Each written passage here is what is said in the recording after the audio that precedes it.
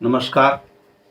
बड़नगरी आरोग्यम news channel के सभी दर्शकों को नमस्कार और सहकार बदल आभार।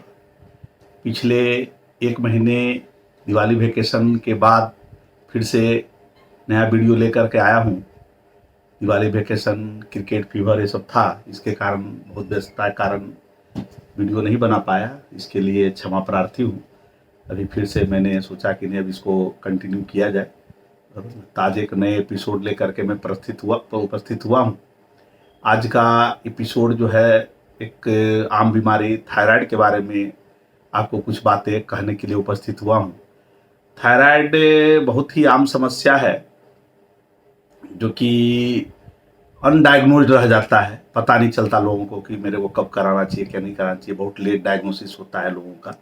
इसके बारे में लोगों को सोच रहा हूँ सचेत करूँ, अवेयर करूँ, ताकि टाइम पर हो जाए और जब नुकसान जितना कम से कम हो।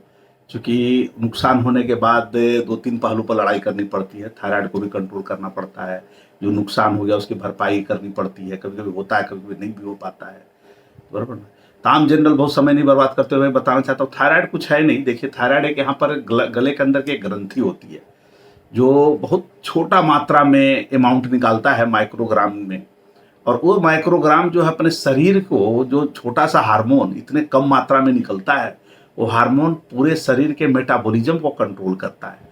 मेटाबॉलिज्म मतलब बेसल मेटाबॉलिज्म। मेटाबॉलिज्म का आपके समझने के लिए ऐसा समझ सकते हैं कि थायराइड हार्मोन, आप बैठे बैठे आपका सांस चल रहा है, बैठे बैठे आपका हृदय का गति चल रहा है, बैठे बैठे आपका डाइजेशन हो रहा है, बैठे बैठे आपका यूरिन फॉर्मेशन हो रहा है, यानी आप आँख हाथ झपक रहा है, आप सोच रहे हैं, बराबर ना। जो भी एक्टिविटी बैठे बैठे हो रहा है, जो एनर्जी आपकी खपत हो रही है इन सबों को चलाने के लिए, उसका निर्धारण थायराइड हार्मोन के द्वारा ही किया जाता है बॉडी के अंदर। यानी थायराइड हार्मोन बहुत इंपॉर्टेंट हार्मोन है जो बॉडी के मेटाबॉलिज्म को कंट्रोल करता है। आपका हृदय का गति कितना रहे, श्वास की गति कितना रहे, ब्लिंकिंग कितना रहे, डाइजेशन कैसा रहे, बराबर ना, यूरिन फॉर्मेशन कैसा है, इन सबों का आधार जो है ये थायराइड हार्मोन पर डिपेंड करता है। तो अगर ये हार्मोन किसी कारण से अगर कम निकले तो इसको हाइपोथायरॉयडिज्म बोलते हैं, ज़्यादा निकले तो हाइपरथायरॉयडिज्म बोलते हैं, बराबर ना। तो अभी आज मैं आपको हाइपोथायरॉयडिज्म के बारे में जानकारी देना चाहता हूँ। हाइपोथायरॉयडिज्म मतलब थायराइड हार्मोन का कम बनना। तो थायराइड हार्मोन के कम बनने के 2-3 कारण अभी तक वैज्ञानिक से प्रूव हुए हैं। एक को बोलते हैं प्राइमरी हाइपोथायरॉयडिज्म, जिसमें ऐसा होता है कि ऑटोइम्यून डिजीज, मतलब कि शरीर सेल जो है खुद अपने आप किसी कारण से मरने लगता है और उसकी संख्या कम हो जाती है, उसका सिक्रीशन कम हो जाता है। बहुत बार ऐसा होता है कोई कारण नहीं भी समझ में आता है, तो आइट्रोजेनिक कारण भी होते हैं। जब हमको कुछ नहीं मिलता है तो हम लोग मेडिकल भाषा में उसको आइट्रोजेनिक बोल देते हैं। तो यानी आइट्रोजेनिक और ऑटोइम्यून डिजीज ये दोनों कॉमन है। इसको हम प्राइमरी हाइपोथायरॉयडिज्म कहते हैं, जिसमें कोई क्यों कारण नहीं है, बस सिंपल अपना शरीर, अपना सेल अपने आप काम करना बंद कर देता है, या तो डैमेज हो जाए अपने आप, या अपने आप उसका सिक्रीशन फंक्शन कम हो जाए। मान लीजिए 100 सेल मिल करके 100 यूनिट अगर बना रहा है और किसी कारण से 25 सेल मर गए तो आपका फंक्शन जो है 75 पे आ गया। तो हो सकता है 75 पर आपका BMR मेंटेन ना हो, एनर्जी खर्च जो होना चाहिए वो नहीं हो पा रहा हो, बराबर ना, ऐसा हो सकता है। दूसरा होता है सेकेंडरी कारण। सेकेंडरी कारण में जनरली देखा गया है कि कैंसर भी हो सकता है। अगर मान लिया कैंसर में हम रेडिएशन देते हैं, कभी कभी बहुत सारे लोगों को रेडियो, आँख का, मुंह का, नाक का कैंसर हो जाता है, रेडिएशन देते हैं, उसमें भी ऐसा हो सकता है।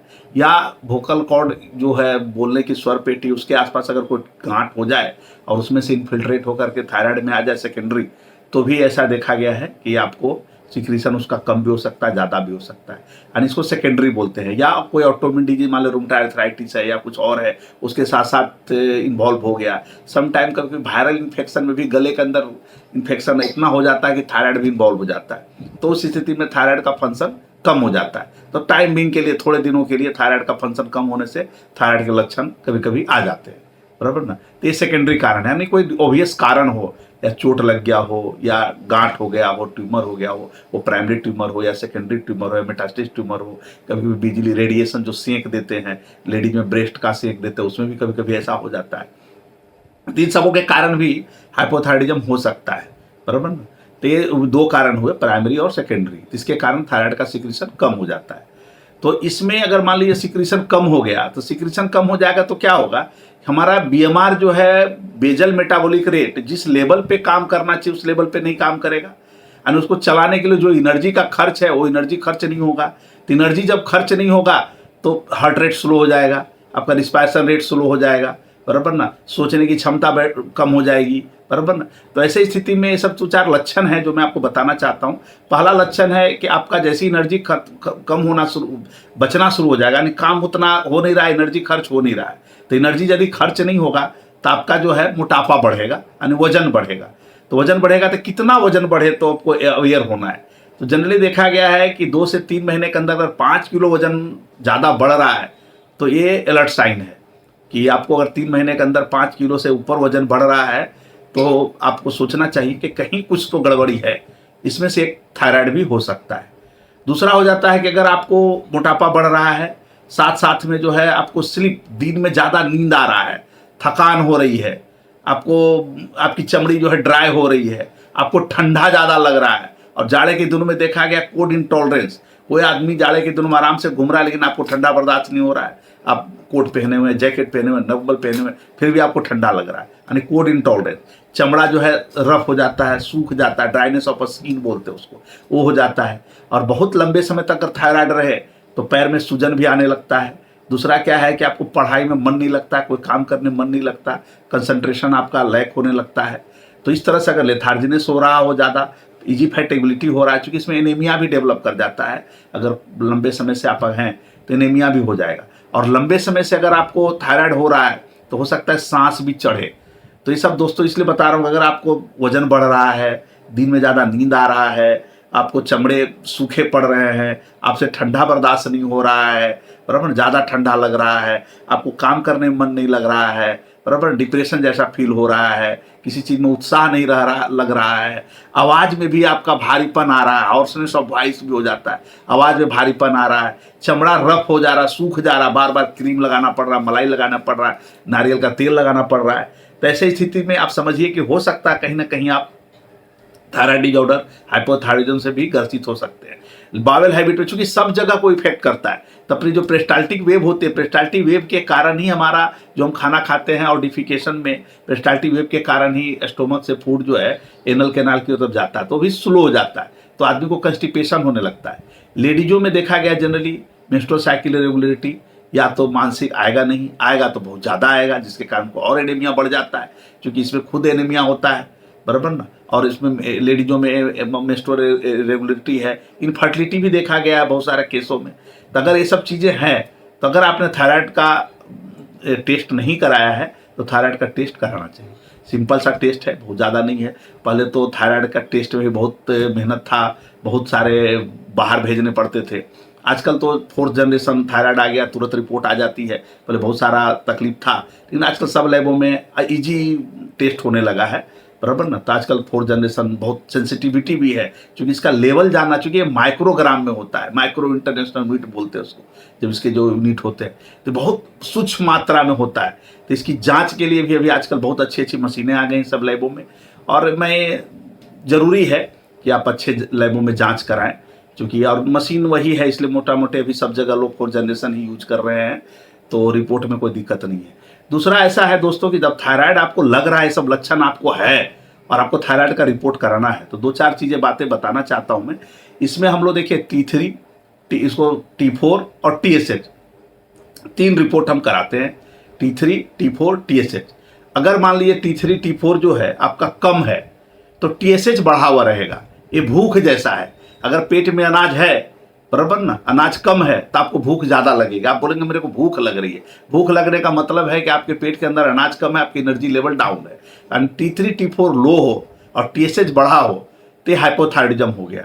अब इसी में अगर मान लो ऑटोमीन है कि सेकेंडरी है, इसको जानने के लिए हम TPO एंटीबॉडी कराते हैं।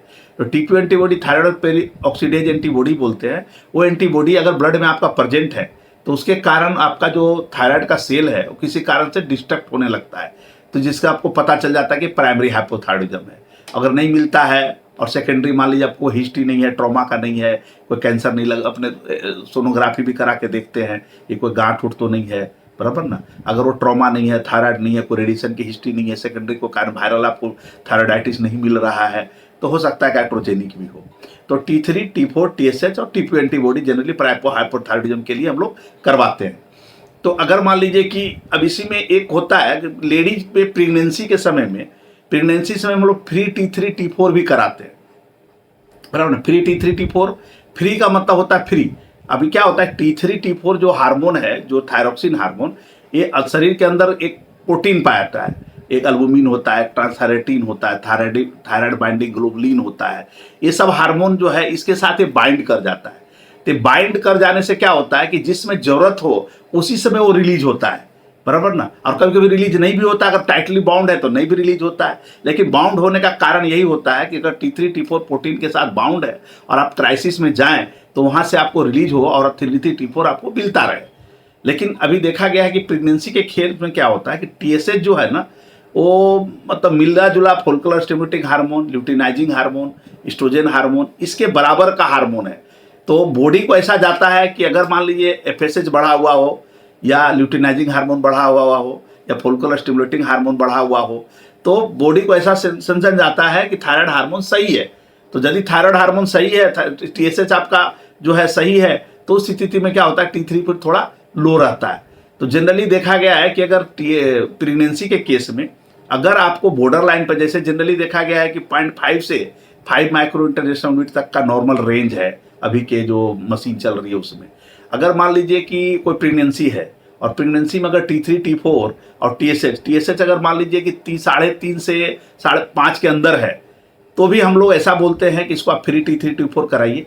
अगर फ्री T3, T4 भी लो है तो इस पेशेंट को ट्रीट करना चाहिए, बराबर ना, इंस्पाइट ऑफ डैट कि TSH लेवल थोड़ा लो है। क्योंकि प्रेगनेंसी के केस में देखा गया है कि फोलिकुलर स्टिमुलेटिंग हार्मोन के हाई होने से, ल्यूटिनाइजिंग हार्मोन हाई होने से T3, T4 थोड़ा लोअर साइड में रहता है। तो इस स्थिति में फ्री T3, T4 कराना जरूरी है, क्योंकि आपको अवेलेबल कितना है बॉडी के अंदर। जब प्रेगनेंसी होती है तो ट्रांसथायरेटिन हार्मोन जो है बढ़ा हुआ रहता है, बाइंडिंग कर लेता है, तो T3, T4 अवेलेबल नहीं होता है। तो बच्चे के डेवलपमेंट में और मदर के डेवलपमेंट में थोड़ा अंतर पड़ जाता है, एनीमिया में वो सब में कंट्रोल होने में।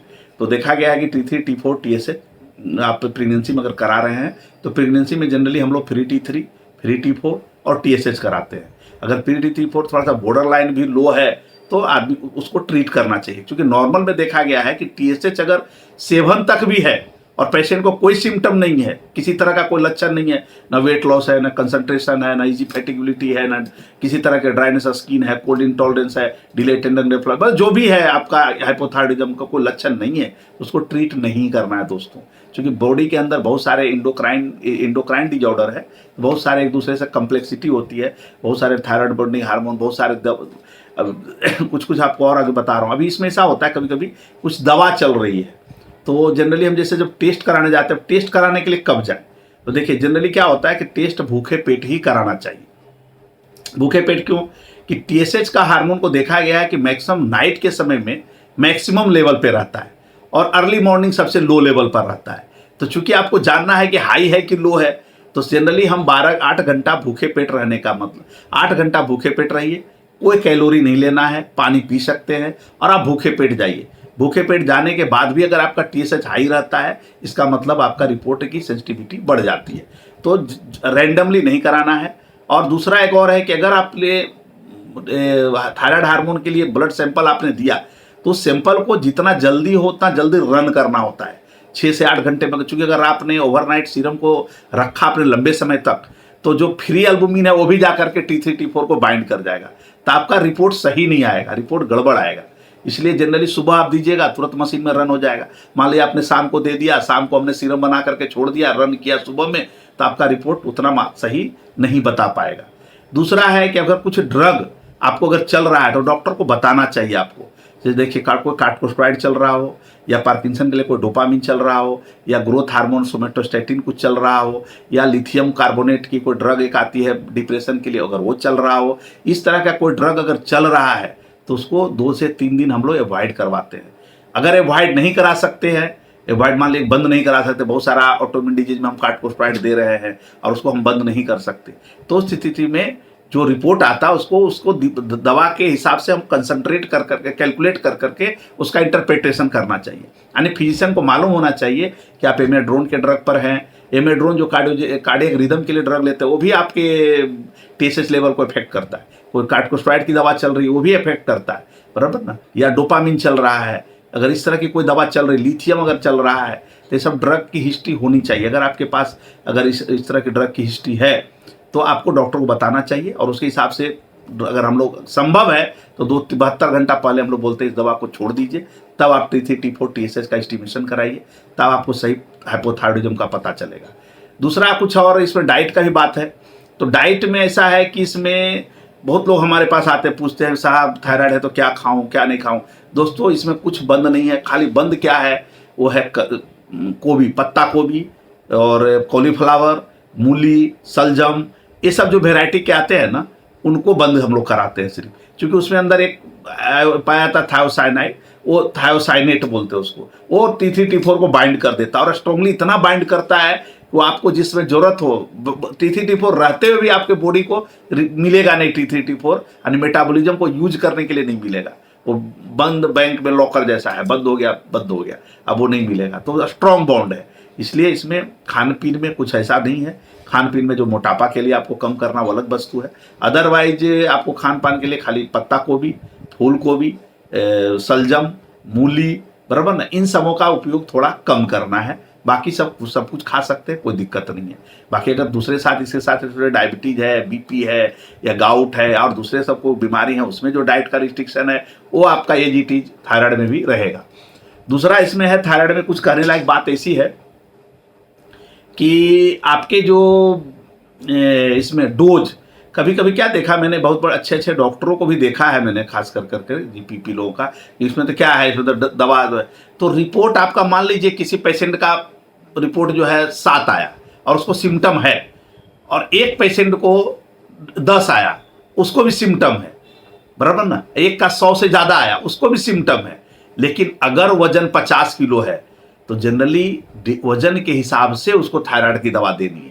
ये नहीं कि इसका 7 है तो 25 चालू कर दो, इसका 10 है तो इसको 50 कर दो, 100 है ऊपर ग्रेटर मोर देन 100 है तो 100 चालू कर दो, ऐसा नहीं है। जनरली देखा गया है कि डॉक्टरों रिपोर्ट को देख कर करके ट्रीट करते हैं, जबकि रिपोर्ट को देख के ट्रीट नहीं करना है, उसके बॉडी वेट को देख कर ट्रीट करना है। क्योंकि उस बॉडी जो हार्मोन है थायरोक्सिन हार्मोन, उस मशीन को चला रहा है, उसके बॉडी को चला रहा है, पूरे बॉडी वेट को चला रहा है। मेटाबॉलिज्म बॉडी वेट के ऊपर डिपेंड करता है, तो बॉडी वेट के हिसाब से देना। वो 5 की जगह पर 6 भी है या 5.5 भी है और सिम्टम है पेशेंट को, तो ट्रीट करना है तो मिनिमम 1.5 माइक्रोग्राम पर किलोग्राम बॉडी वेट से लेकर करके 2.5 माइक्रोग्राम पर किलोग्राम बॉडी वेट के हिसाब से देना है। यानी बॉडी वेट के हिसाब से आपको डोज स्टार्ट करना है, और उसके हिसाब से फिर आपको 3-3 महीने 6-6 महीने पर, जनरली देखा गया है कि हम शुरुआत की अवस्था में 3-3 महीने पर इंटरवल पर बोलते हैं कि आप रिपोर्ट कराइए, और अगर वेल कंट्रोल है तो हम लोग 6 महीने भी बोलते हैं, कभी कभी साल भर भी बोल देते हैं। मान लीजिए 3 रिपोर्ट लगातार नॉर्मल आ रहा है, आपका 75 का डोज चल रहा है, 3 रिपोर्ट तक नॉर्मल है, तो हम लोग बोल देते हैं 6 महीने पर भी आइए, साल भर भी कराइए, कोई दिक्कत नहीं है। शुरुआत के दिनों में 2-3 इंटरवल आपका जो है लगातार 3-3 महीने पर इसका करना चाहिए इंटरवल, तो इससे क्या वेल कंट्रोल रहेगा। और उसके हिसाब से सिम्टम पर भी हम लोग ध्यान रखते हैं, आपका वेट कितना रिड्यूस्ड हुआ, अभी से हृदय की गति कम हो जाती है तो हृदय गति कितना बढ़ा, डायस्टोलिक डिस्फंक्शन हो जाता है, बीपी का देखिएगा नीचे का बीपी बढ़ा रहता है, बहुत सारे लोग बोलते हैं नीचे का बीपी मेरा बढ़ा हुआ रहता है, तो उसमें कार्डियक तो कारण है ही, दूसरा कारण हाइपोथायरॉयडिज्म भी है, जिसमें भी देखा गया है कि डायस्टोलिक डिस्फंक्शन यानी डायस्टोलिक हार्ट रेट आपका थोड़ा स्लो रहता है। तो ये सब चीज़ें हैं, तो उसको भी हम मॉनिटर करते हैं, आपके कंसंट्रेशन पावर में कितना कमी आई, डिप्रेशन कितना कम हुआ, ड्राइनेस ऑफ स्किन कितना कम हुआ, पेरिटोनियल मिक्सिडिमा कितना कम हुआ, बहुत अच्छा होता है डिप टेंडर रिफ्लक्स भी हम लोग देखते हैं। अच्छे फिजिशियन या एंडोक्राइनोलॉजिस्ट भी इस चीज़ को मॉनिटर करते हैं, बराबर। इस तरह मॉनिटर करने के हिसाब से डोज हम लोग एडजस्ट करते हैं। इतना सारी बातें थी समझाने के लिए, क्योंकि मैंने देखा कि हाइपोथायरॉयडिज्म में बहुत सारे पेशेंट बहुत लेट समय से आते हैं, उनको पता ही नहीं होता। खासकर शहर तो ठीक है, गांव के लेवल पर भी मेरी प्रैक्टिस है, पोर मल्टी हॉस्पिटल हमारा पोर में है, थोड़ा सा गाँव, तो उसमें गाँव से भी पेशेंट आते हैं तो बहुत लेट आते हैं, उनको पता ही नहीं होता है कि हो क्या रहा है। बहुत बार खास करके दोस्तों में एक हाथ जोड़ के विनती कर रहा हूँ, कंजेनाइटल हाइपोथायरॉयडिज्म एक भी होता है, नहीं बच्चों में भी होता है।